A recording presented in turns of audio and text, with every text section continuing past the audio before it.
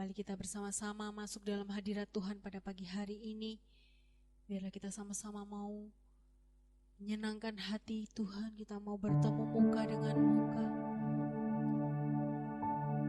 Terima kasih untuk segala kebaikan-Mu Bapa. Kami siap memuji memuliakan nama-Mu Tuhan. Kami siap masuk dalam hadirat-Mu yang kudus. Di dalam nama Tuhan Yesus. Musim akan selalu berganti, kasih Tuhan tetap abadi, tak akan berubah sampai selamanya. Ku tetap percaya, ku yakin Tuhan memberkati, ku yakin Tuhan melindungi.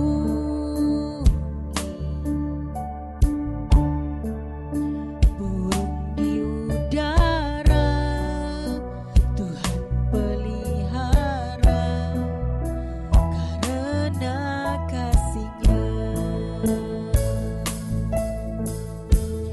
Tuhan selalu menolongku, selalu menjagaku. Sehelai di rambutku tak akan terjatuh tanpa seizin-Mu. Tuhan selalu menolongku, selalu menjagaku. Dia mengenyangkanku dan peliharaku seumur hidupku. Haleluya Yesus. Musim akan selalu berganti, kasih Tuhan tetap abadi, tak akan berubah sampai selamanya. Ku tetap percaya, kami yakin Tuhan, ku yakin Tuhan memberkati, ku yakin Tuhan melindungi. Burung di udara Tuhan pelihara karena kasih-Nya. Tuhan selalu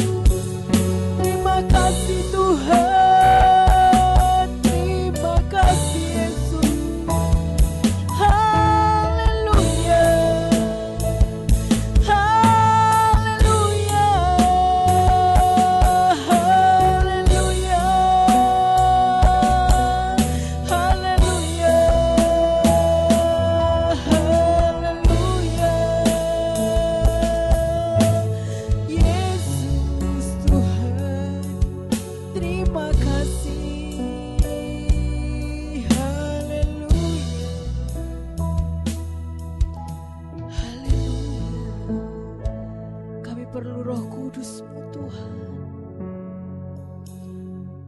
Bekerja terus Tuhan.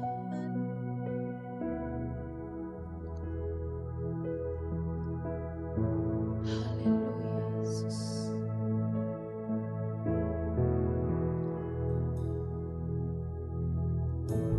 Saat ku menyembah-Mu, Roh-Mu bekerja.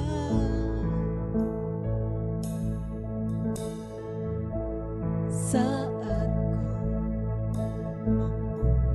memuji-Mu, Kau bertahta di atas pujian. Saat ku menyembah, saat ku menyembah-Mu,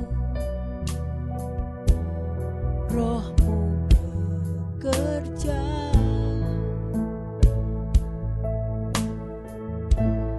Saat ku memuji-Mu, Kau bertahta di atas pujian. Ku angkat hatiku, ku pandang kekudusan-Mu. Saat ku sembah, ku puji-Mu, ku rasakan kehadiran-Mu Tuhan. Ku angkat hatiku,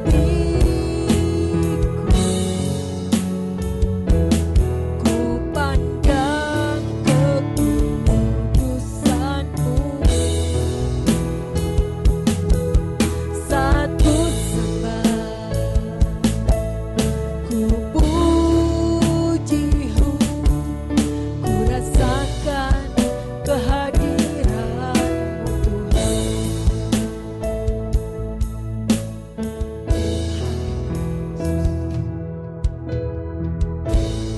Saat ku menyembah-Mu, Roh-Mu bekerja.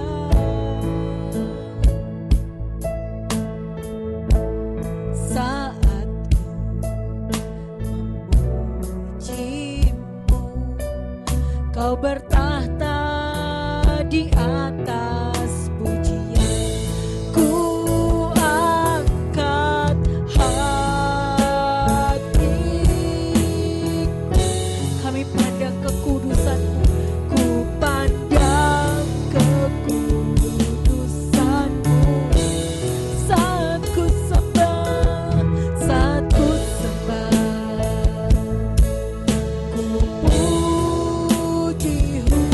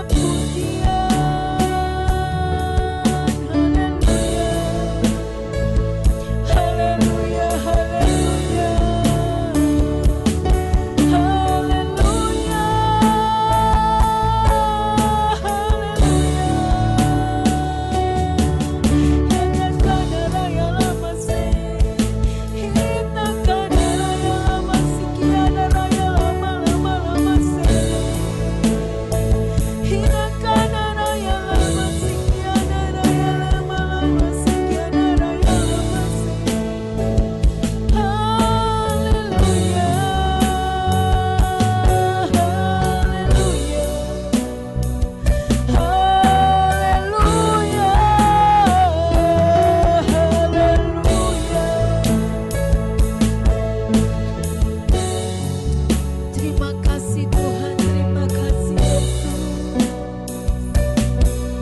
Haleluya, haleluya. Biarlah Tuhan, hidup kami ini Tuhan,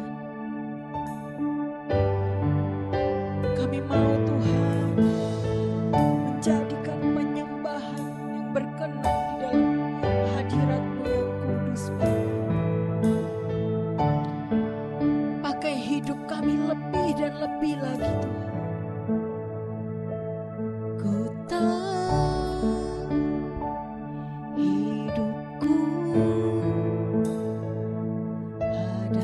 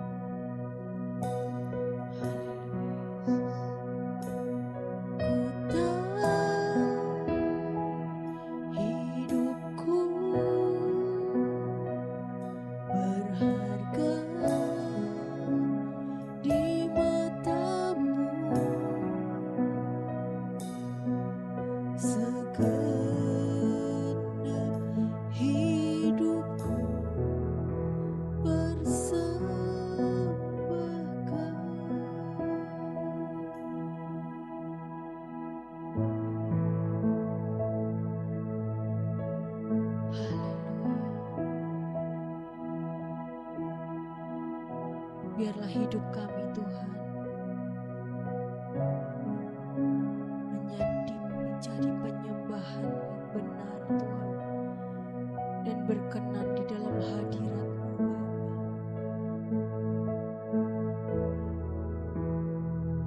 Pada pagi hari ini Tuhan,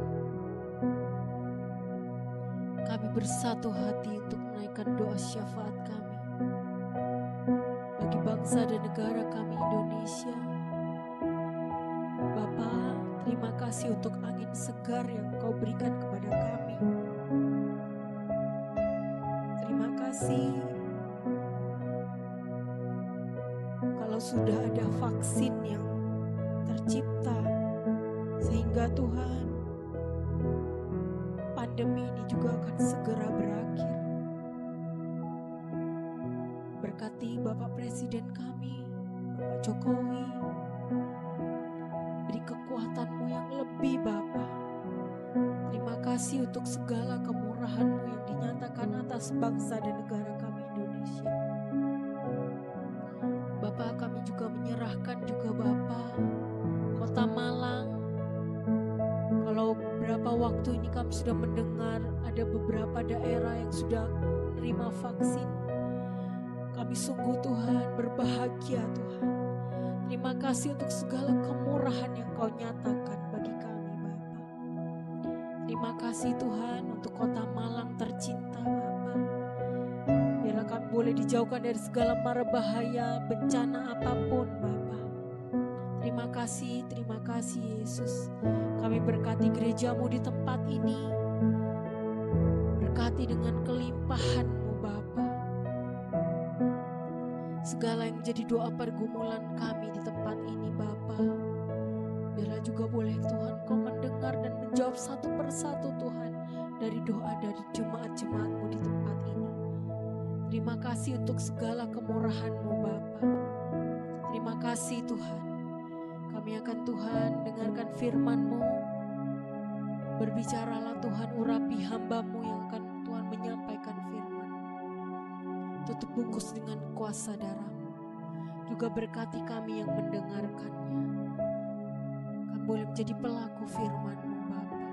Terima kasih Bapa, terima kasih Yesus, terima kasih Roh Kudus. Di dalam nama Tuhan Yesus kami berdoa dan bersyukur. Haleluya. Amin. Puji nama Tuhan, Bapak Ibu Saudara sekalian, hari yang berbahagia buat kita pada hari ini. Kita ada sebagaimana kita ada. Saudaraku, hari ini kita akan sama-sama mendengarkan firman Tuhan. Saudara yang di rumah, saudara menyimak baik-baik akan firman Tuhan ini. Saudara jangan jalan kemana-mana. Saudara duduk, dengar, menikmati akan ibadah pada hari ini. Kita akan membaca Alkitab kita Ulangan 11 ayat 11 tentang negeri perjanjian, negeri yang Tuhan berikan. Atau kita akan baca dari ayatnya yang ke-8 sampai ayat 12.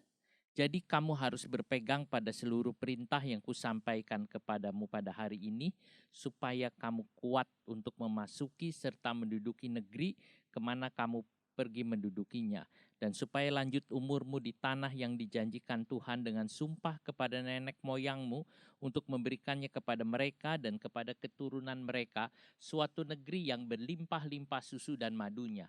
Sebab negeri kemana engkau masuk untuk mendudukinya bukanlah negeri seperti tanah Mesir, dari mana kamu keluar, yang setelah ditabur dengan benih harus kau airi dengan jerih payah, seakan-akan kebun sayur. Tetapi negeri kemana kamu pergi untuk mendudukinya ialah negeri yang bergunung-gunung dan berlembah-lembah, yang mendapat air sebanyak hujan yang turun dari langit.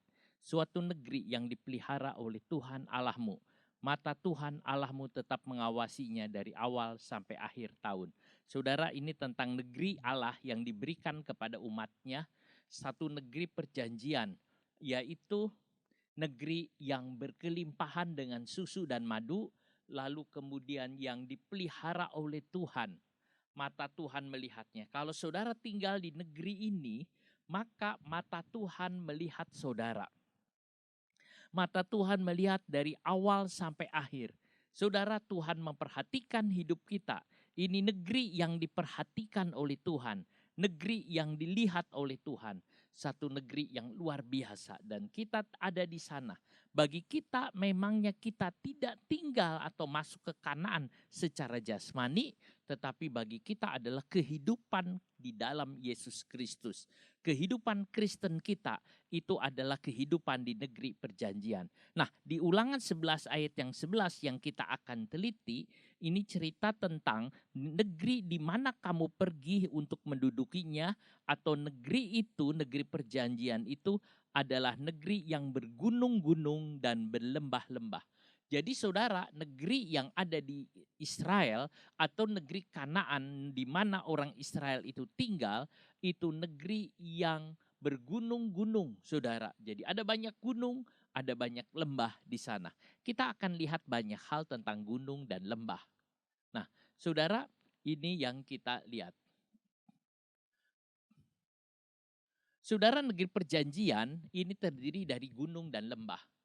Sebab dan lembah bukan tanah yang datar, bukan tanah yang rata, saudara. Tapi negeri itu ada gunung, ada lembah banyak, saudara. Sehingga tidak mudah untuk membangunnya. Sulit untuk membangun rumah di atas gunung atau membangun rumah di lembah, saudara. Sebab itu perlu kerja keras dari umat Tuhan yang tinggal di negeri itu, supaya negeri itu diratakan, saudara. Tuhan mengatakan gunung diratakan, lembah ditimbun, supaya raja kemuliaan itu bisa lewat, saudara. Itu yang ada. Nah, saudaraku, Daud memangnya pernah mengatakan begini, dia menari-nari di bukit batu. Tuhan memberikan kakiku seperti kaki rusa yang menari-nari di atas bukit-bukit batu. Dia bisa mengatasi bukit-bukit batu. Itu pasti maksudnya dia bisa melewati, dia bisa mengatur, dia bisa rubah. Sehingga saudara, walaupun negeri Kanaan itu berbukit-bukit, tetapi bisa dilewati, bisa dijalankan. Ini satu hal yang luar biasa. Secara rohani biasanya orang mengatakan bahwa Daud diberi oleh Tuhan kaki seperti rusa untuk dia bisa mengatasi segala problem-problem yang seperti gunung itu, saudara. Seperti itu biasanya kita lihat, saudara, yang membuat kakiku seperti kaki rusa dan membuat aku berdiri di bukit. Nah, yang mengajar tanganku berperang sehingga lenganku dapat melenturkan busur tembaga. Itu Mazmur 18 ayat yang ke-34. Hidup di negeri perjanjian harus bisa menguasai negeri dan gunung itu. Lukas 3 ayat yang ke-5 mengatakan gunung akan diratakan, saudara, sehingga itu bisa jalan. Lukas 3 ayatnya yang ke-5. Saya baca Lukas 3 ayat yang ke-5. Setiap lembah akan ditimbun dan setiap gunung dan bukit akan menjadi rata. Yang berliku-liku akan diluruskan, yang berlekuk-lekuk akan diratakan. Dan semua orang akan melihat keselamatan yang dari Tuhan. Sungguh tanah ini adalah tanah yang bergunung-gunung, tanah ini tanah yang berlembah-lembah. Tetapi Yesaya mengatakan, ada suara yang berseru-seru di padang gurun, persiapkanlah jalan untuk Tuhan, luruskan jalan baginya. Setiap lembah ditimbun, setiap gunung bukit itu menjadi rata, supaya Raja kemuliaan datang. Itu yang juga yang dikerjakan oleh Yohanes Pembaptis. Dia meratakan jalan bagi Yesus, saudara. Dia persiapkan jalan untuk Tuhan, supaya Tuhan itu bisa lewat, bisa masuk ke dalamnya. Saudara, di dalam pemberitaan Injil, di dalam pengabaran Injil, hamba-hamba Tuhan harus meratakan jalan supaya Tuhan itu bisa lewat. Meratakan jalan biasanya melalui doa yang dinaikkan. Pada waktu hati orang itu hatinya gembur karena doa, maka benih firman Tuhan itu masuk. Kalau benih firman Tuhan itu masuk, itu artinya jalan itu diratakan, saudara. Ini yang kita lihat tentang gunung-gunung. Saudara, di Israel ada banyak gunung-gunung. Kita lihat ada Bukit Sion. Saudara, bukit dengan gunung biasanya orang mengatakan bahwa bukit lebih kecil. Tetapi kita akan mau menyamakan bukit dengan gunung, saudara. Gunung Sion atau Bukit Sion. Nah, saudaraku, Bukit Sion itu letaknya di dataran tinggi Yerusalem, kemudian di mana rumah Tuhan didirikan. Itu Bukit Sion. Bukit Sion itu adalah di mana rumah Tuhan didirikan. Di sini gambarnya di tengah, saudara. Bukit Sion itu adalah rumah Tuhan didirikan. Jadi indah sekali. Di bukit mana yang paling indah? Bukit Sion. Kenapa bukit itu paling indah? Karena di sana ada rumah Tuhan, saudara. Di mana ada rumah Tuhan, di mana ada mesbah Tuhan, di mana ada persekutuan dengan Tuhan, itu indah. Itu adalah di Bukit Sion, tempat yang tinggi. Ada juga Bukit Zaitun, saudara. Nah, itu Bukit Zaitun itu tempat doa dan merenungkan. Di mana Tuhan naik ke sana, di Bukit Zaitun ada Getsemani, dia di tempat doa dan merenungkan, saudara. Yesus duduk di Bukit Zaitun, dia memandang ke arah Bukit Sion, dia lihat saudara semua. Nah, tentang bait Allah itu, Bukit Zaitun, tempat Yesus berdoa, saudara. Lalu kemudian ada bukit, nah namanya tidak disebut, cuman seringkali disebut Beatitut, saudara. Itu adalah bukit di mana Yesus berkhotbah. Matius pasal yang ke-5 sampai pasal yang ke-7, di mana Yesus berkata berbahagialah orang, berbahagialah orang, berbahagialah orang, saudara. Dia mengatakan tentang berbahagia di situ. Ini tempat Yesus berkhotbah. Saudara, itu ada di bukit-bukit. Kita lihat di bukit-bukit itu satu bukit yang banyak sekali di sana diceritakan di dalam Alkitab. Ada Bukit Hermon, saudara. Mazmur 133 mengatakan dari Bukit Hermon mengalir ke Bukit Sion, saudara. Itu Bukit Hermon. Kita lihat gambar ada saljunya, saudara. Bukit Hermon, bukit yang tinggi, atau Gunung Hermon, boleh, saudara. Kemudian ada Bukit Karmel atau Gunung Karmel. 1 Raja-Raja 18:42, di mana Nabi Elia berperang melawan nabi-nabi Baal. Dan Nabi Elia itu menang, saudara. Menangnya dari mana? Menangnya karena Tuhan menjawab doa. Sedangkan orang-orang Nabi Baal itu dia berdoa, dia berseru kepada Tuhan. Tuhan tidak mendengar doanya. Terus mereka mengambil pisau, menoreh-noreh di tubuhnya. Tetapi Tuhan tidak menjawab. Sebab saudara, Nabi Baal berdoa kepada dewanya. Tetapi Elia dia membangun mesbah. Lalu dia berdoa dan Tuhan menjawab doanya. Ada Bukit Gilboa.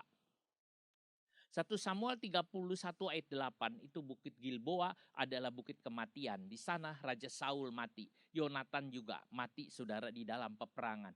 Ini bukit kematian, saudara. Itu yang ada. Mengapa di Bukit Gilboa ini, saudara, mereka Saul mengalami kematian? Sebab Tuhan tidak menyertainya. Saul tidak taat kepada Tuhan. Saul lari ke dukun Endor. Saul berhubungan dengan hal-hal yang jahat. Saul berhubungan dengan roh-roh jahat. Akhirnya Tuhan lepas tangan, saudara. Dan di dalam peperangan dengan orang Filistin, Saul itu mati. Jadi saudara, ada Bukit Hermon. Bukit di mana berkat Allah diberikan, dicurahkan. Saudara, ada berkat Allah turun. Ada Bukit Karmel, bukit kemenangan atas Baal, atas dewa-dewa yang Kanaan pada waktu itu. Nah saudara, ada Bukit Tabor. Bukit Tabor ini bukit kemenangan Deborah. Di Deborah itu, saudara, di atas Bukit Tabor ada peperangan di Hakim-Hakim pasal 4. Kita lihat ada peperangan antara Deborah, Barak melawan Sisera. Saudara, peperangan itu terjadi dan Tuhan memberikan kemenangan. Tuhan memberikan kemenangan yang luar biasa kepada Deborah. Musuh itu kalahkan dengan cara yang mujizat. Tiba-tiba ada saudara, seperti hujan lalu membuat itu lumpur yang besar. Kereta-kereta yang diandalkan oleh Sisera tidak bisa berjalan. Dan lalu mereka dibunuh. Saudara, itu Bukit Tabor, itu bukit kemenangan. Ada Bukit Pencobaan. Namanya memang tidak ditulis, tapi orang menyebut Bukit Pencobaan. Sebab apa? Di sini Tuhan Yesus dicobai, saudara, oleh iblis, tetapi Tuhan Yesus menang, saudara, dicobai. Lalu kemudian ada Bukit Golgota. Bukit Yesus mengalahkan iblis. Di bukit ini, saudara, Tuhan Yesus mengalahkan. Pada waktu, saudara, Yesus disalibkan, iblis dikalahkan, kepalanya diinjak, saudara. Ada Bukit Transfigurasi, atau bukit di mana Tuhan Yesus dipermuliakan. Matius 17, pada waktu mereka sedang berdoa, tiba-tiba wajahnya Tuhan Yesus berubah seperti matahari, saudara, sehingga mengalami sesuatu kemuliaan. Dan orang-orang atau 3 murid Yesus yang ikut dengannya melihat kenyataan dari Tuhan Yesus yang dipermuliakan. Kenyataan Tuhan Yesus bahwa Yesus adalah benar, dia adalah anak Allah, saudara. Kita lihat semua. Nah, saudara, kalau kita tidak ada dosa, maka semua bukit-bukit itu bisa diatasi. Tuhan membawa ke atas, naik ke atas gunung. Lalu saudara, Elia dibawa oleh Tuhan naik ke atas gunung, Gunung Horeb. Dan kemudian dia bertemu dengan Tuhan di sana. Saudara, kita lihat itu tentang bukit-bukit yang begitu banyak itu semua. Tuhan pakai untuk apa? Untuk mempertemukan, untuk mengajar saudara, untuk memberikan kemenangan kepada anak-anak Tuhan. Sehingga Tuhan mau mengatakan kepada umatnya, walaupun itu ada bukit Tuhan bisa atasi. Walaupun bukit itu menghalangi Tuhan bisa ratakan. Semua bisa dibuat saudara. Kadang-kadang mungkin ada yang menghalangi sesuatu. Ada gunung-gunung pencobaan atau gunung-gunung apa saudara yang menghalangi. Tetapi saudara bisa lewati. Tapi gunung itu harus menjadi tempat persekutuan saudara dengan Tuhan. Di mana saudara bisa bersekutu dengan Tuhan dengan indah. Nah saudara, kita lihat juga di situ ada Gunung Gerisim dan Gunung Ebal. Saudara, ini uniknya Gunung Gerisim dan Gunung Ebal. Saudara, Gunung Gerisim disebut Gunung Berkat. Pada waktu Yosua setelah berperang dengan orang-orang Ai, mereka itu saudara pergi ke Gunung Gerisim dan Gunung Ebal untuk membuat satu prasasti yang ditulis oleh firman Allah. Gunung Gerisim. Lalu kemudian Yosua membacakan firman Tuhan. Pada waktu Yosua membacakan firman Tuhan di bawah, sudah di kaki gunung. Tapi suaranya bisa sampai ke atas gunung. Karena ruangan itu, ruangannya akustiknya sangat baik saudara. Sehingga orang ngomong gemaknya itu bisa kemana-mana. Waktu Yosua bicara soal firman Tuhan. Dan orang yang ada di atas gunung Gerisim, yaitu 6 suku Israel, dia boleh mengatakan amin. Pada waktu Yosua mengatakan, dia mengatakan diberkatilah ladangmu, diberkatilah buah kandungmu, diberkatilah. Lalu saudara, orang-orang Israel yang ada di atas gunung Gerisim mengatakan amin, amin saudara. Pada waktu di Gunung Ebal, saudara juga ada beberapa 6 orang suku Israel di Gunung Ebal itu. Pada waktu Yosua mengatakan kata-kata yang mengutuk, terkutuklah orang, terkutuklah.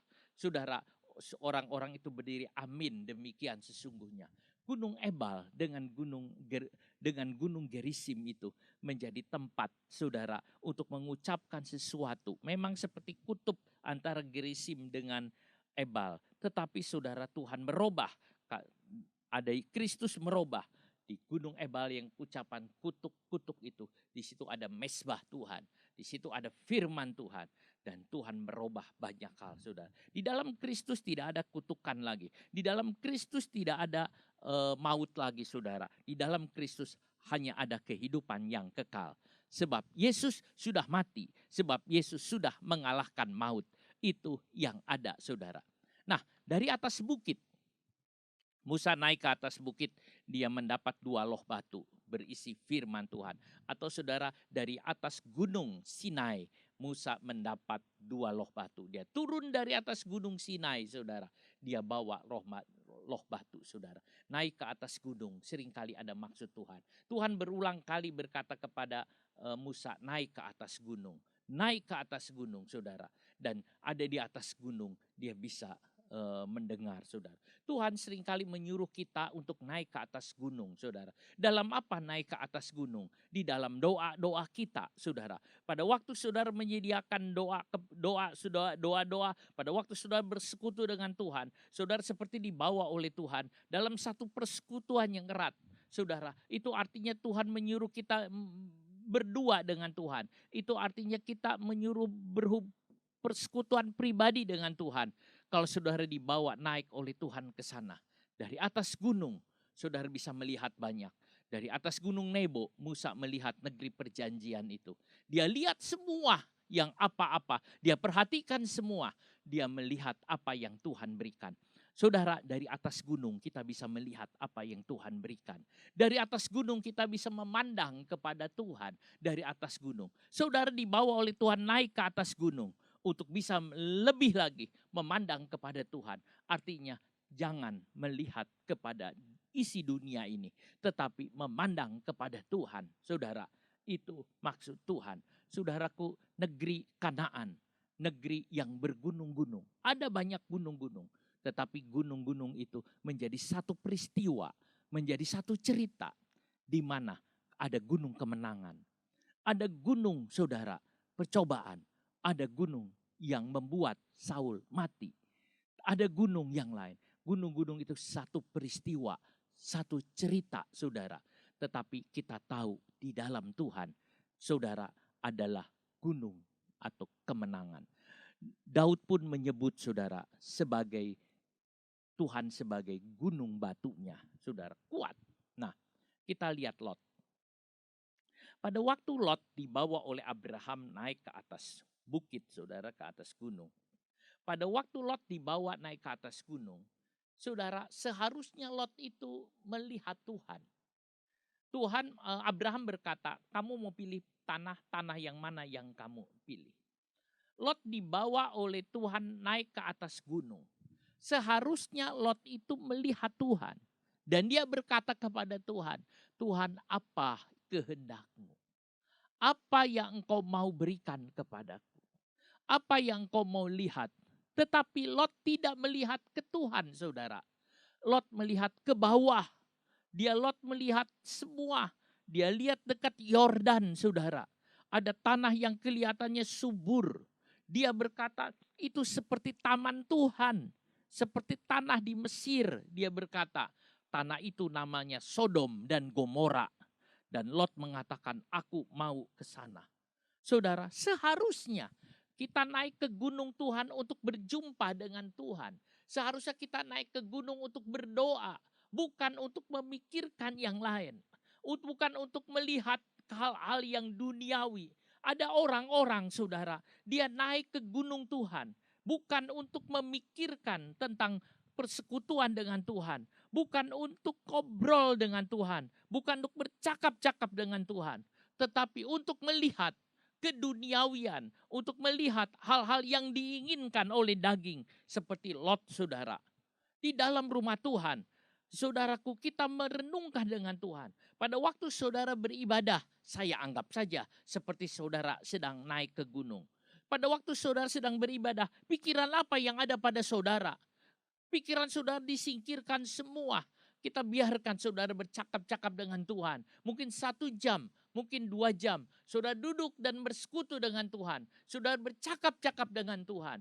Saudara, itu yang indah, itu yang Tuhan suruh. Jangan di dalam kita berdoa, pikiran kita, pikiran yang salah.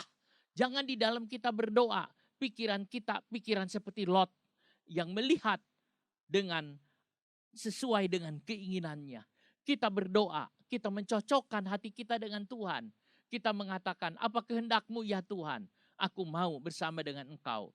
Abraham berbeda dengan Lot. Waktu dia juga ada di atas gunung, dia lihat Tuhan. Lalu Tuhan memperlihatkan semua. Bahkan Tuhan bicara soal keturunannya yang akan seperti bintang di langit. Tuhan berbicara banyak. Dan Tuhan memberikan tanah yang indah seperti yang Tuhan janjikan itu. Saudaraku, saudara lihat, kadangkala orang naik ke gunung untuk bersekutu dengan Tuhan. Bukannya dia bercakap-cakap dengan Tuhan, tetapi dia membicarakan hal-hal yang lain. Saudaraku, biar kita mau ada dengan Tuhan. Pandanglah ke atas, di mana Yesus tinggal. Kalau kamu sudah dilahirkan, kalau kamu sudah ada bersama dengan Tuhan, kalau kamu bersalut dengan Kristus, pandanglah kepada perkara-perkara yang di atas, di mana Tuhan ada. Saudara, itu tentang gunung-gunung yang ada. Jadi ada banyak gunung, tetapi gunung itu tempat kita bersekutu dengan Tuhan. Artinya kita bisa mengalahkan gunung-gunung itu.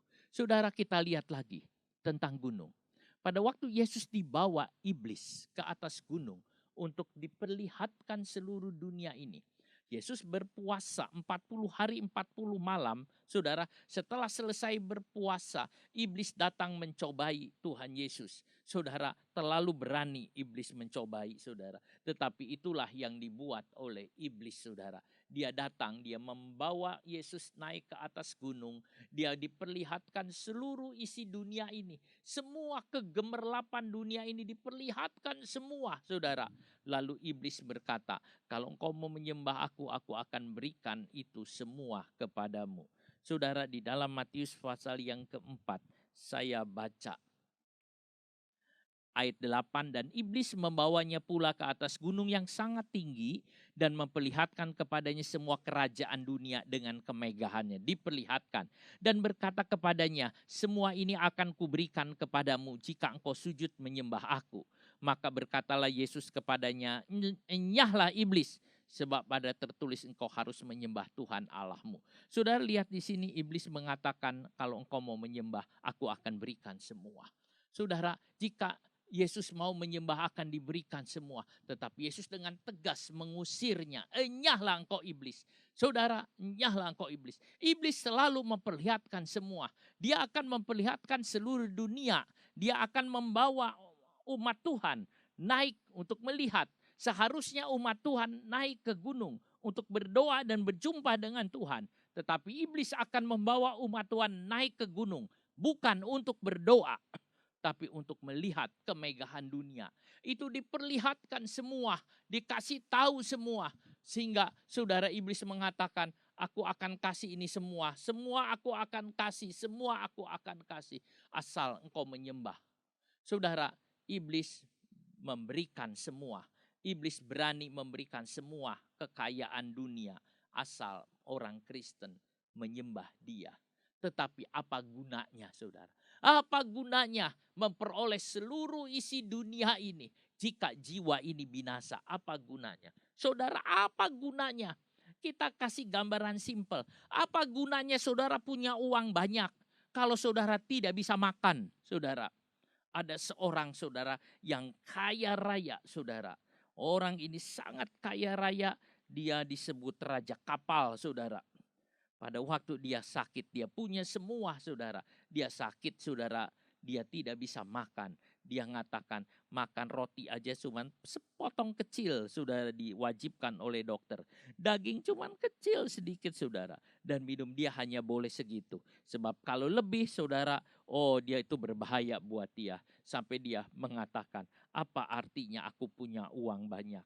Apa artinya aku punya uang banyak? Aku bisa beli daging sebanyak mungkin, tapi hanya aku sepotong kecil yang boleh aku dimakan. Apa artinya semua itu? Aku bisa beli roti satu sekian banyak, tapi aku cuma bisa makan roti sepotong kecil. Apa artinya semua itu, saudara? Apa gunanya uang itu kalau makan saja tidak bisa? Apa artinya, saudara, mendapat seluruh dunia ini kalau jiwa ini binasa? Dia mati. Sungguh dia ada uang, tapi dia mati. Apa gunanya semua? Saudara, iblis melakukan itu. Tapi Tuhan tegas menolaknya. Setiap orang Kristen harus menolaknya. Suatu kali saudara, iblis juga akan membawa orang Kristen seperti naik ke atas gunung untuk diperlihatkan. Lihat, kamu bisa buat ini, kamu bisa ini, kamu bisa ini. Kamu udah jaya, kamu udah lakukan ini, kamu bisa ini. Aku kasih ini semua. Aku kasih ini semua. Tetapi sembah. Saudara, kalau saudara punya mata bisa melihat, saudara punya hati yang mengerti, saudara akan berkata, dalam nama Yesus saya iblis pergi. Saudara akan bentak seperti itu. Iblis ingin mencari manusia supaya menemaninya di neraka. Oh saudara, kita jangan. Kita jangan. Saudaraku, itu yang ada. Ada seorang saudara Kristen. Dia sangat membenci akan istrinya. Lalu kemudian dia menyuruh istrinya itu pergi, saudara. Dia tapi mau bercerai, tapi dia masih membenci, saudara. Seperti itu. Sampai akhirnya si suami itu mati juga di dalam kebencian karena serangan jantung, saudara. Lalu orang bilang, apakah jiwanya masuk surga atau masuk neraka? Saudara, seandainya binasa di neraka, sungguh kasihan. Padahal dia pelayan Tuhan. Tetapi kebencian, kepahitan itu menemaninya, saudara. Iblis akan menanam itu, saudara. Kebencian itu ada dan akhirnya membawa dia binasa. Apa gunanya benci? Apa gunanya kepahitan? Apa gunanya, saudara, kesombongan kalau jiwa ini binasa? Biarkan direndahkan. Biarkan orang merendahkan. Biarkan orang mengatakan apapun. Yang penting berkenan kepada Tuhan. Hidup berkenan kepada Tuhan itu indah. Hidup berkenan kepada Tuhan itu baik, saudara. Itu yang kita lihat ada. Jika iblis membawa ke puncak kesuksesan, ia akan mengajak saudara melihat keduniawian. Saudara, ada orang yang dibawa ke puncak keberhasilan dan iblis akan memperlihatkan keduniawian.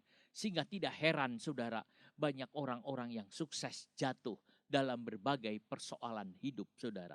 Mereka jatuh.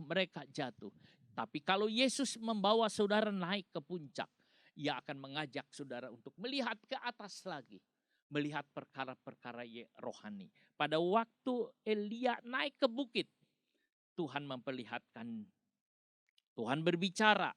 Elia bertemu dengan Tuhan di bukit Horeb, saudara. Dan dalam kemudian Elia akan diangkat oleh Tuhan. Hidup-hidup naik ke kerajaan sorga. Itu maunya Tuhan. Tuhan membawa kita lebih lagi untuk kita bisa melihat perkara rohani lebih lagi. Tuhan bawa lebih lagi. Tuhan ingin memuliakan kita lebih lagi saudara. Itu yang ada. Kemuliaan Allah adalah melakukan kehendak Allah. Kemuliaan Allah adalah menyalibkan diri saudara. Itu yang Tuhan inginkan. Biarkan saudara, Tuhan membawa saudara naik ke puncak. Biarkan Tuhan membawa naik, tujuannya satu, untuk saudara bersekutu dengan Tuhan. Memang banyak gunung, memang banyaknya, tetapi itu karena Tuhan ingin kita belajar banyak hal saudara bersama dengan Tuhan. Jadi sebagai orang Kristen, Tuhan akan membawanya ke puncak keberhasilan. Tetapi terus kita memandang Tuhan. Jangan sampai sesudah diberi, lalu melihat ke bawah, ke dunia, ke dosa. Dan itu akan menghancurkan hidup. Lembah. Selain dari gunung, negeri itu ada lembah. Ada gunung, ada lembah. Ada gunung, ada lembah. Di Yoel 3 ayat 12, ada yang dinamakan lembah Yosafat, saudara. Yoel 3 ayat 12.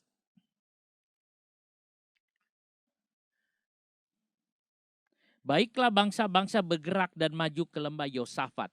Sebab di sana aku akan duduk untuk menghakimi segala bangsa dari segenap penjuru. Saudara, lembah Yosafat. Lembah Yosafat disebut juga lembah penentuan, saudara. Di mana Tuhan akan menghakimi semua bangsa, saudara. Kalau saudara baca di ayat yang ke-13, ayunkanlah sabit, sebab sudah masak tuayan, marilah iriklah, sebab sudah penuh tempat anggur, tempat-tempat pemerasan kelimpahan, sebab banyak kejahatan mereka. Ini adalah penghakiman. Banyak orang di lembah penentuan. Ya, sudah dekat hari Tuhan di lembah penentuan. Ini lembah penghakiman, saudara. Tuhan akan menghakimi, saudara. Pada waktu Yesus datang kali yang kedua, lalu Tuhan akan menggelar penghakiman. Dan Tuhan akan menghakimi. Di Matius 25 ada pengadilan Tuhan, saudara. Pengadilan itu yang ada. Lembah. Di lembah Yosafat ada penghakiman, saudara. Jadi saudara, lembah juga mempunyai banyak arti. Lembah Yosafat juga disebut lembah pujian juga, saudara. Sebab di dalam 2 Tawarik 20 ayat 26 itu ada puji-pujian, saudara. 2 Tawarik 20 ayat 26.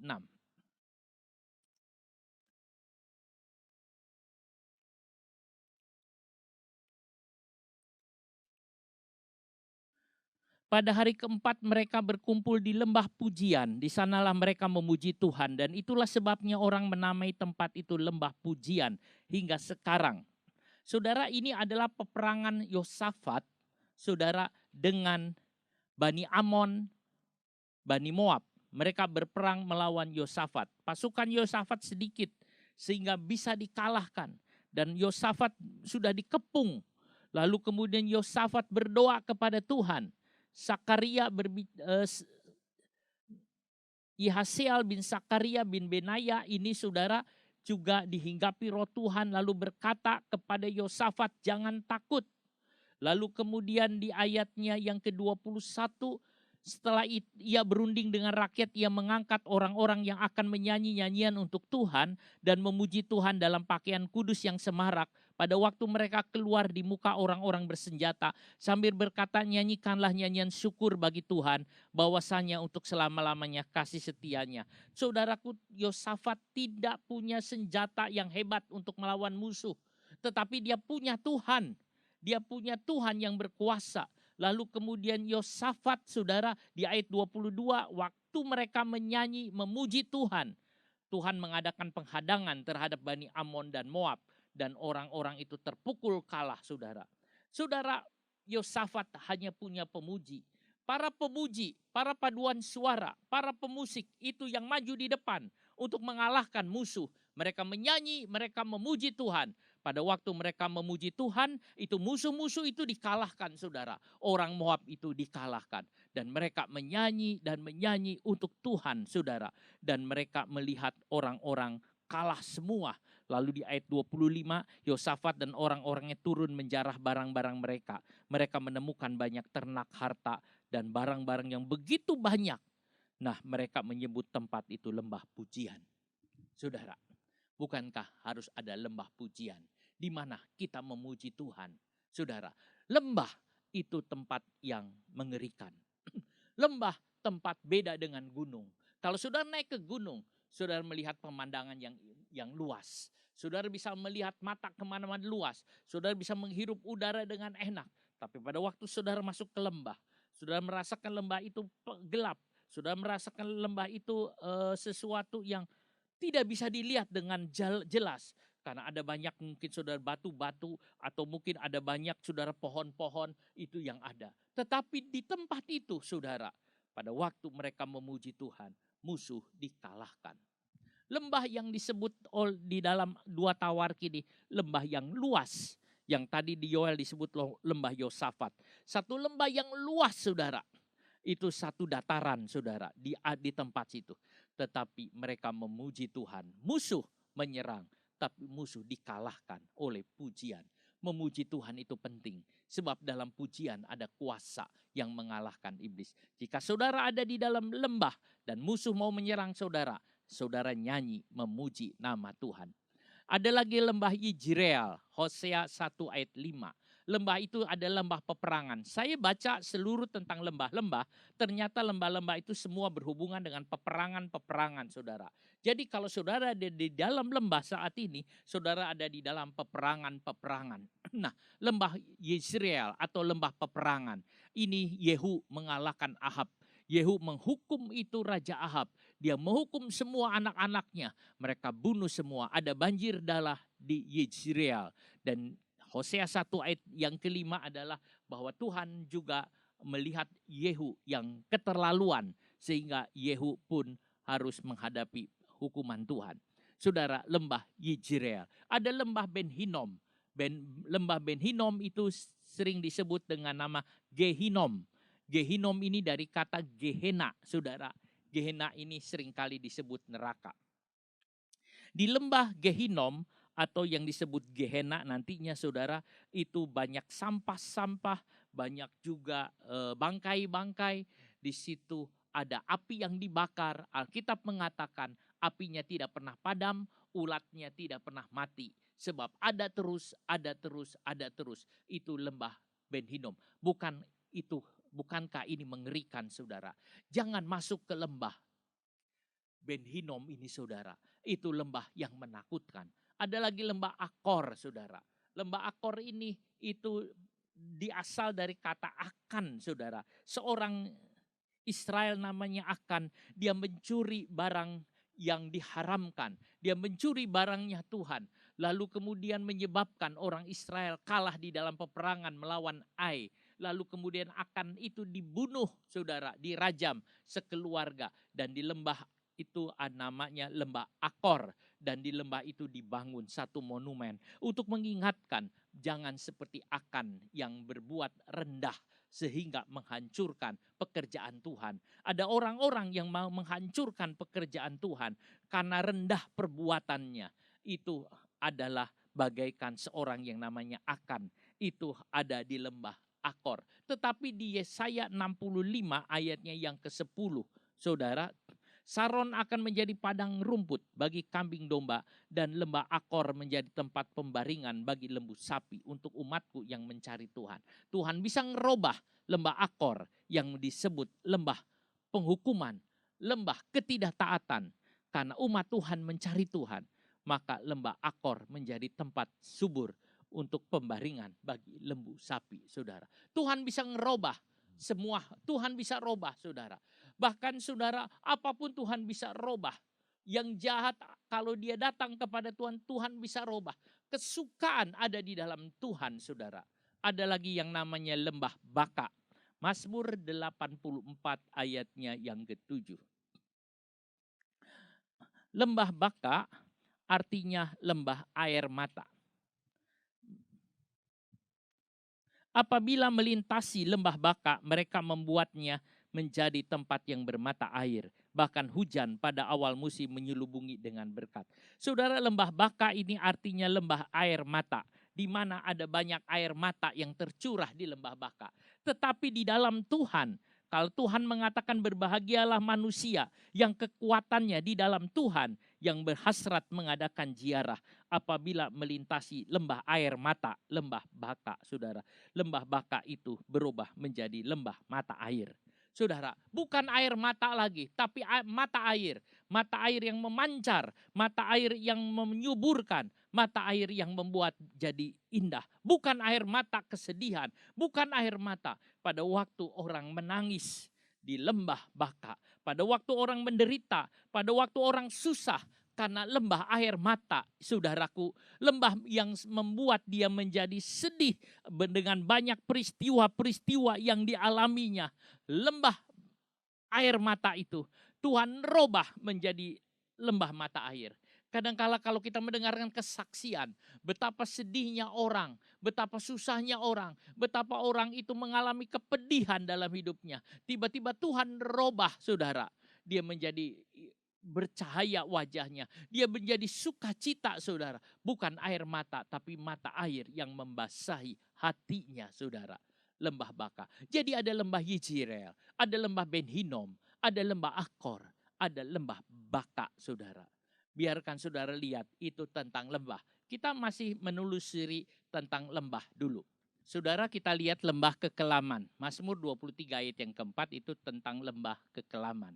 Jadi saudaraku lihat, Daud mengatakan meskipun aku ada dalam lembah kekelaman, aku tidak takut karena gadamu dan tongkatmu menyertai. Kemudian ada lembah Megido, 2 Tawarik 35 ayat 22. Tetapi Yosia tidak berpaling daripadanya, melainkan menyamar untuk berperang melawan dia.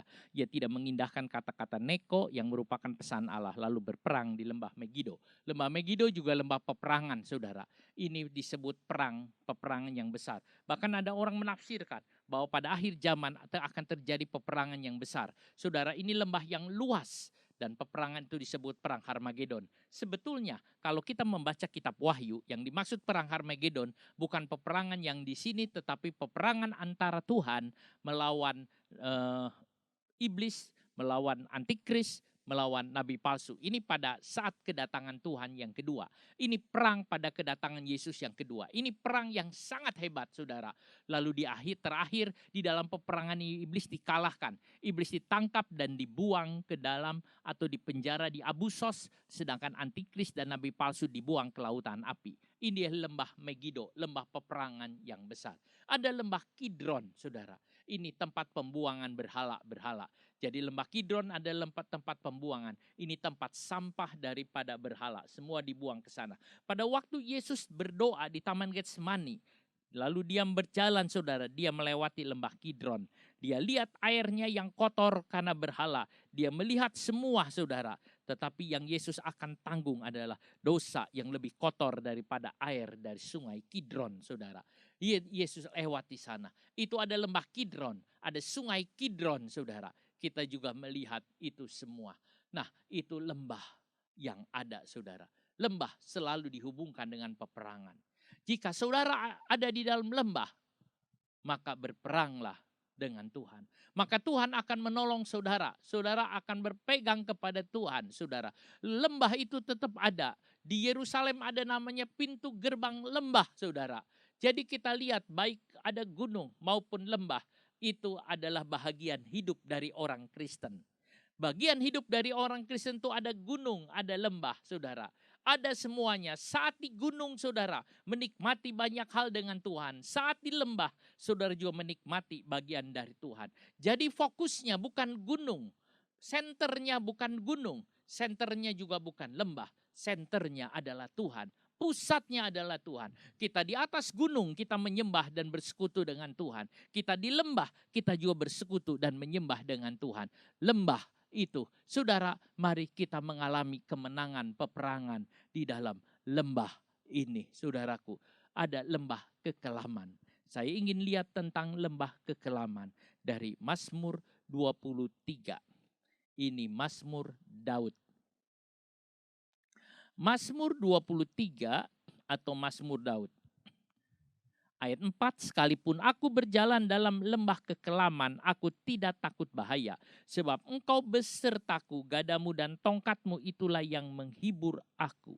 Dalam terjemahan bahasa Inggris, New King James dikatakan, Yea, though I walk through the valley of the shadow of death, I will fear no evil. Saudara, kita lihat di sini bahwa di dalam terjemahan New King James dikatakan, aku berjalan melalui lembah bayang-bayang kematian. Lembah kekelaman ini disebut dengan lembah bayang-bayang maut, saudara. Apa yang dimaksud lembah bayang-bayang maut ini? Daud mengatakan, aku tidak takut.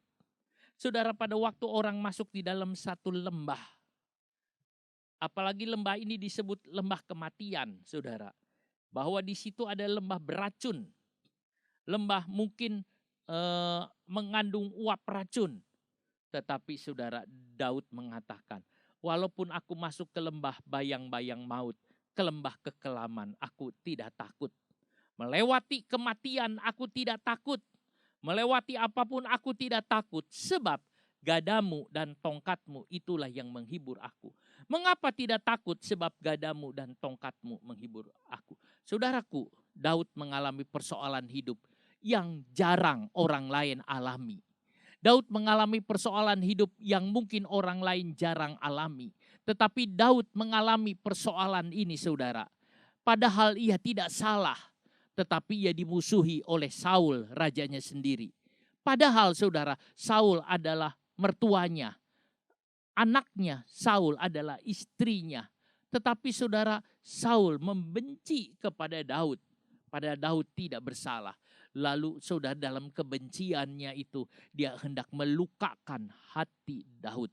Hendak membuat hati Daud itu pedih. Istrinya atau anaknya sendiri diambil oleh Saul, saudara. Lalu diambil dan diberikan kepada orang lain. Daud tidak berdaya. Hati suami tidak berdaya. Suami yang mencintai istri tidak berdaya, saudara. Tidak bisa berbuat apapun juga. Saudara, istrinya diambil lah oleh bapaknya, lalu kemudian diberikan kepada orang lain. Bukankah ini menyedihkan? Ia juga diberhentikan dari pekerjaannya mungkin tanpa apa-apa, saudara. Diusir begitu saja, bahkan mau dibunuh. Daud dianggap seperti anjing, saudara. Daud mengatakan, apa aku seperti anjing yang hina, yang dikejar-kejar, saudara. Anjing adalah waktu itu, saudara, anjing adalah binatang yang hina. Mungkin tidak seperti sekarang yang ada orang memelihara anjing. Di Timur Tengah anjing itu disebut binatang yang hina. Sebab itu anjing yang berkeliaran di mana-mana. Bukan anjing peliharaan, tapi anjing yang berkeliaran di mana-mana. Tidak dipelihara, lalu mereka makan sampah. Mereka mengais-ngais sampah, lalu mereka makan. Seperti itulah disebut anjing yang hina itu, saudara. Bahkan sampai mereka orang-orang Yahudi menyebut orang-orang kafir pun seperti anjing, saudara. Anjing adalah sesuatu binatang yang hina bagi orang Yahudi. Nah, sekarang mereka menyebut kata Daud itu seperti orang yang hina, saudara. Daud mengatakan dirinya juga seperti hina beginikah, seperti anjing dikejar kemana-mana, saudara. Tetapi Daud dihinakan, ia diam, ia menerima. Tuhan yang tahu ada orang yang dihinakan, dilecehkan, dianggap seperti anjing, saudara. Tetapi Tuhan yang tahu, Tuhan yang akan menolong, Tuhan yang akan mengangkat. Tidak ada teman, saudara, tidak ada penasehat. Semua melarikan diri, saudara. Saudara, Daud pergi terus. Bahkan dia menitipkan orang tuanya ke Moab, raja orang yang lain. Saudara-saudaranya juga kena dampaknya. Bahkan ia harus mengungsi ke negeri orang Filistin untuk menyelamatkan diri. Betul-betul lembah kekelaman, saudara. Tetapi bukan ini yang dimaksud di dalam ayat ini. Bukan masalah Daud begitu berapa tahun dia hidup tidak punya tempat tinggal, tidak punya alamat, tidak punya rumah, tidak punya semua. Dia hidup di hutan, dari hutan ke hutan, dari goa ke goa, makan apa adanya, ketemu dikejar-kejar. Saudara, seperti itu. Benar-benar tidak ada tempat untuk meletakkan kepalanya. Itulah Daud, saudara. Tetapi apakah itu lembah kekelaman? Mungkin ada orang yang mengalami seperti Daud itu. Apakah itu lembah kekelaman? Tetapi saudara, mungkin penderitaan yang berat paling Daud bukan itu, saudara. Tetapi pada waktu anaknya Absalom mengejar-ngejar dia. Pada waktu persoalan rumah tangga muncul, saudara. Pada waktu Amnon membunuh. Pada waktu saudara Amnon memperkosa adiknya sendiri. Amnon adalah anak sulung Daud. Pada waktu Absalom, kakaknya, saudara, melihat hal itu, adiknya diperkosa, dia mengancam untuk membunuh. Lalu diam-diam Absalom membunuh Amnon. Dalam rumah tangga, saudara. Itu terjadi. Lalu Absalom melarikan diri. Setelah Absalom melarikan diri kira-kira 3 tahun, lalu dia kembali kepada Daud. Lalu gak lama kemudian dia kumpulkan orang-orang. Untuk apa? Mengusir Daud dari istana. Dan Daud tidak berdaya. Karena Daud tahu bahwa dia juga salah. Lalu dia anaknya mengusir dia pergi. Daud tidak melakukan apapun. Dia pergi keluar dari istana dengan orang-orangnya, dengan istrinya. Semua dia pergi, saudara. Sebab Absalom hendak membunuhnya. Ini melukakan hatinya amat sangat. Anaknya yang dikasihi telah memberontak, melawan, bahkan mau membunuhnya. Saudara, itu yang ada. Tapi Daud tahu itu dia juga ada salah. Saudara, ia menerimanya. Hal itu yang membuat umurnya itu jadi pendek. Saya berpikir ini lembah kekelaman. Seringkali saudara, dalam rumah tangga ada orang yang masih tahan menghadapi semua. Tetapi pada waktu masalah keluarga, masalah sesuatu, dia merasa itu begitu menyakitkan hatinya.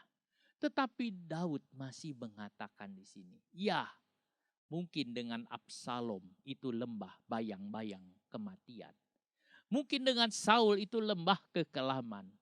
Tetapi aku tidak takut sebab gadamu dan tongkatmu memimpin aku. Daud berkata, meskipun Absalom mengejar-ngejar aku, meskipun Absalom mau membunuh, meskipun Absalom mengusir, tetapi aku tidak takut. Sebab gadamu dan tongkatmu menolong aku. Gada dan tongkat adalah gembala.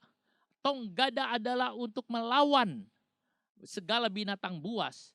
Dan tongkat untuk mengarahkan domba-domba itu di jalan benar. Seperti Daud mengatakan, tongkatmu mengarahkan aku ke jalan yang benar. Dan gadamu mengusir segala orang-orang yang mau berbuat jahat.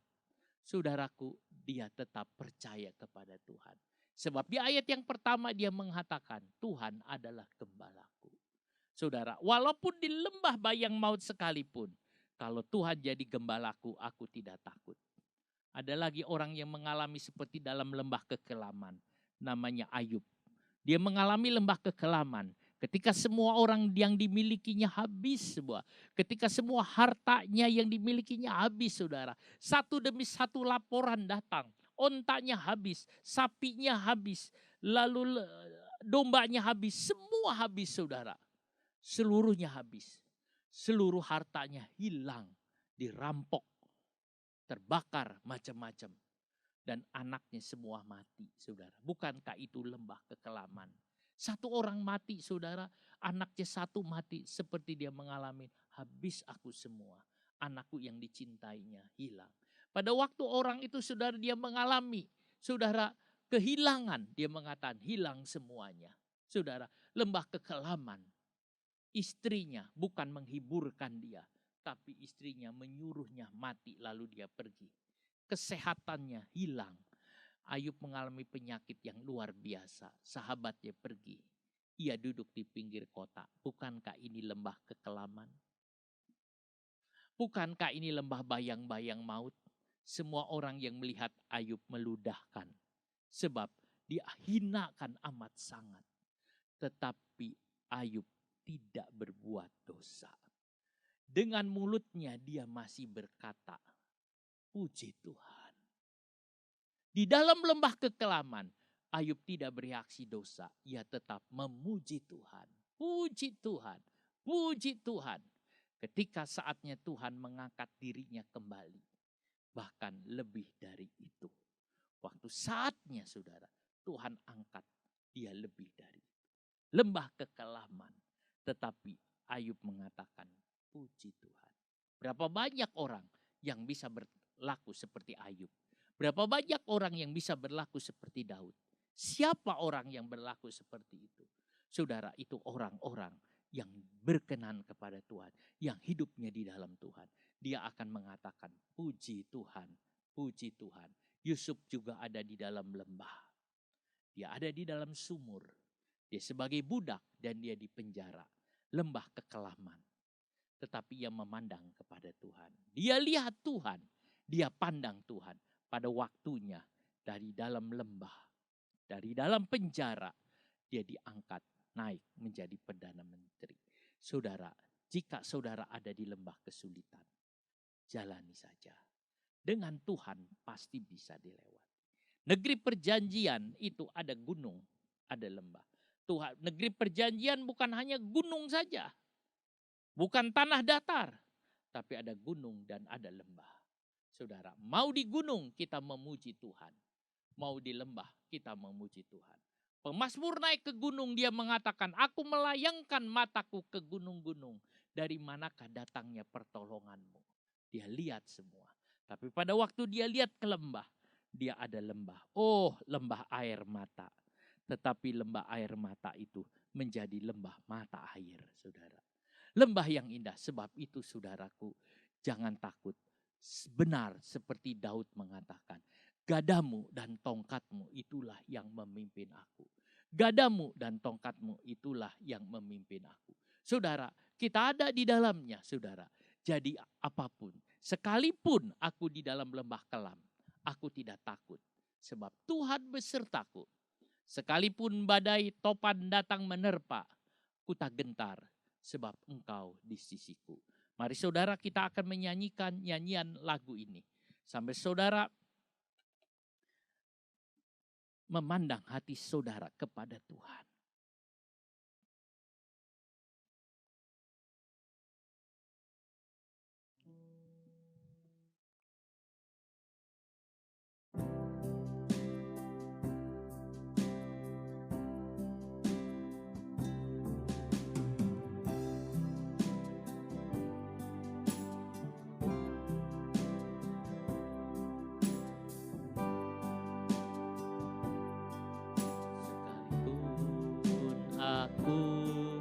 Dalam lembah kelam, ku tak takut sebab kau besertaku. Sekalipun badai topan datang menerpa, ku tak gentar sebab kau di sisiku. Aku percaya berkat-Mu atasku melimpah. Kebajikan, kemurahan selalu mengikutiku. Ku puji, ku sembah Kau Tuhan.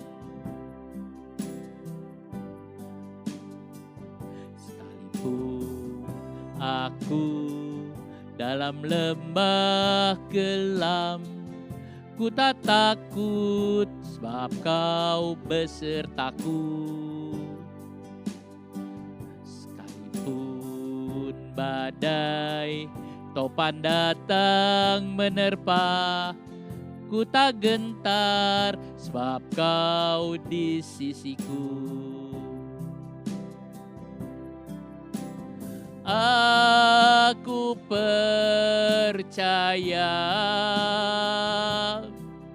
berkat-Mu atasku melimpah.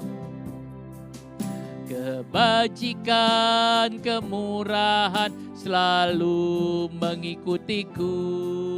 Ku puji, ku sembah Kau Tuhan.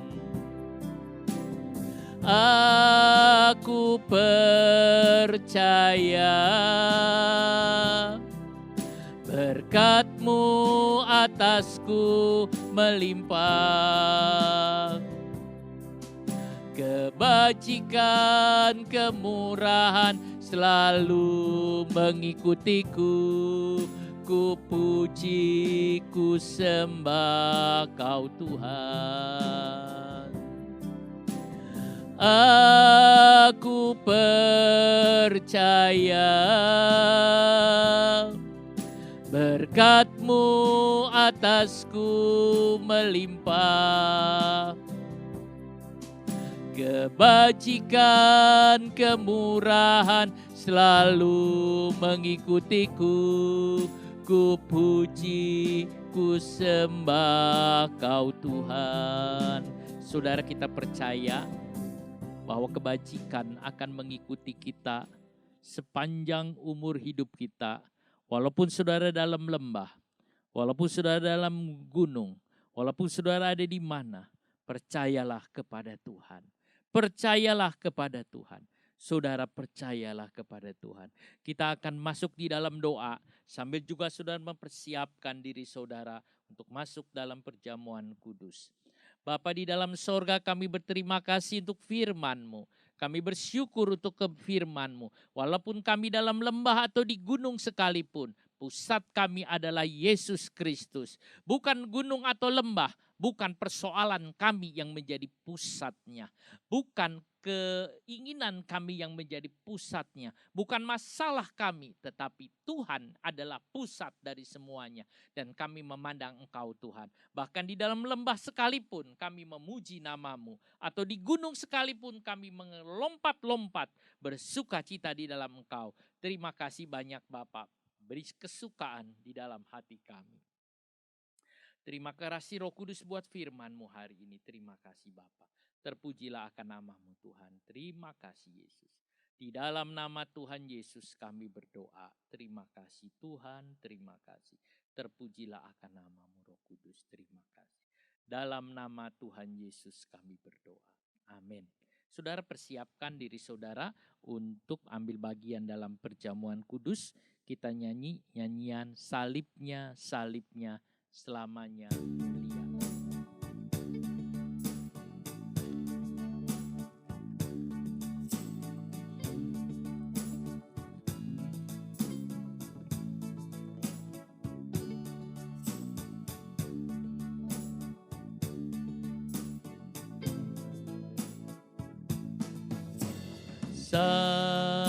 Salibnya, salibnya, selamanya mulia.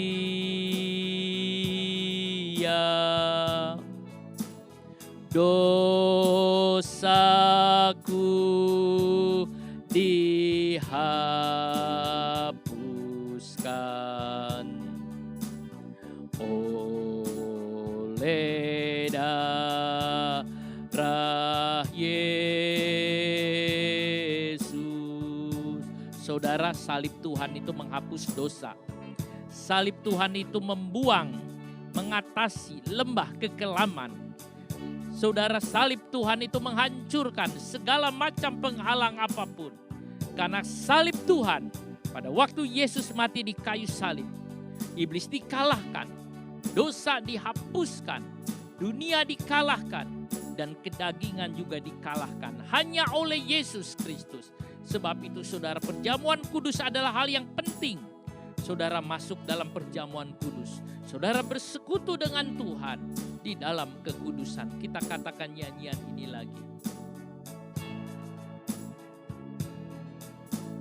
Salibnya, salibnya,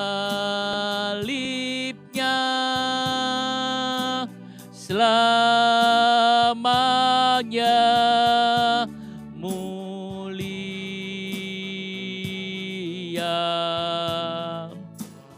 Dosaku dihapuskan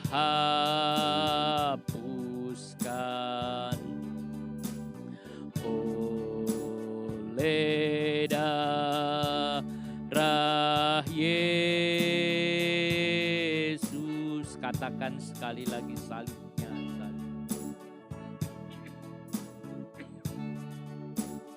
salibnya,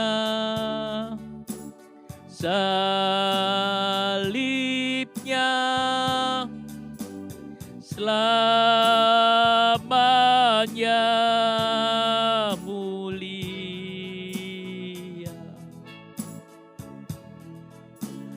Dosaku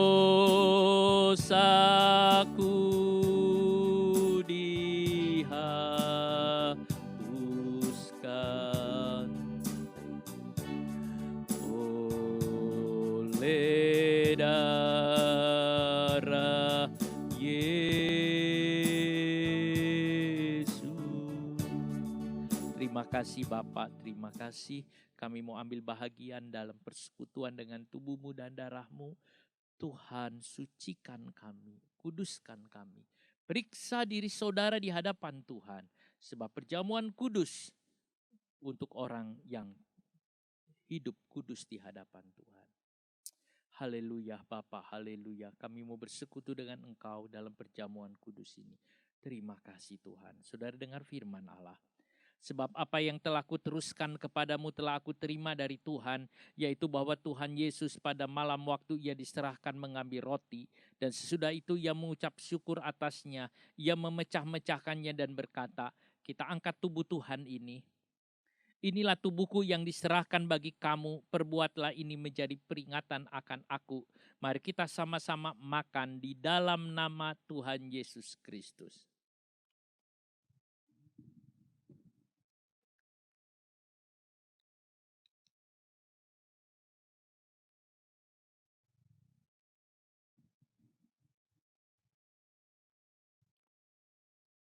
Demikian juga ia mengambil cawan sesudah makan lalu berkata, saudara angkat cawan Tuhan ini.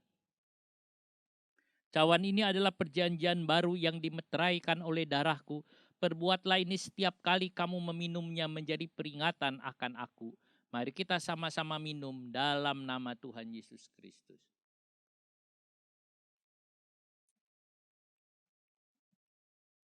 Haleluya. Haleluya, haleluya. Haleluya, haleluya, haleluya. Haleluya, haleluya, haleluya. Kami sudah menang oleh darah-Mu. Kami sudah menang di dalam perjamuan kudus. Kami dipersatukan oleh Engkau di dalam kematian dan kebangkitan-Mu. Kami boleh menang atas daging. Kami boleh menang atas dunia. Kami boleh menang atas iblis. Kuasa iblis sudah dihancurkan di dalam Yesus. Kuasa daging dan dunia ini sudah dihancurkan di dalam nama Tuhan Yesus Kristus. Dan kami bisa menang mengatasi semua yang ada. Terima kasih banyak Bapak buat persekutuan hari ini. Tuhan, kami serahkan seluruh anak-anak-Mu. Kami serahkan seluruh hamba-hamba-Mu. Kami serahkan semua ke dalam tangan-Mu Tuhan. Tuhan Yesus, Engkau tolong Tuhan akan semua anak-anak-Mu yang mendengarkan firman-Mu. Hamba-Mu berdoa Tuhan, berkati pekerjaannya, berkati usahanya, berkati apa yang diperbuatnya. Tuhan Yesus, biar nama Tuhan ditinggikan, diagungkan di mana-mana. Terpujilah akan nama-Mu Bapa. Di dalam nama Tuhan Yesus Kristus kami berdoa. Saudaraku yang kekasih dalam nama Tuhan Yesus Kristus, terimalah berkat kasih karunia dari Tuhan Yesus Kristus. Kasih dari Allah Bapa dan persekutuan dalam Roh Kudus menyertai saudara sekalian mulai sekarang sampai selama-lamanya. Demi nama Tuhan Yesus. Amin. Kita nyanyi nyanyian terakhir, menang besar di pihak kita. Menang besar di pihakku, menang besar di pihakku. Tuhan peranggantiku, ku berdiam juga. Menang besar di pihakku, menang besar di pihakku, menang besar di pihakku. Peranggantiku, ku berdiam juga. Menang besar di pihakku, menang besar di pihakku, menang besar di pihakku. Amin. Puji Tuhan. Selamat hari Minggu.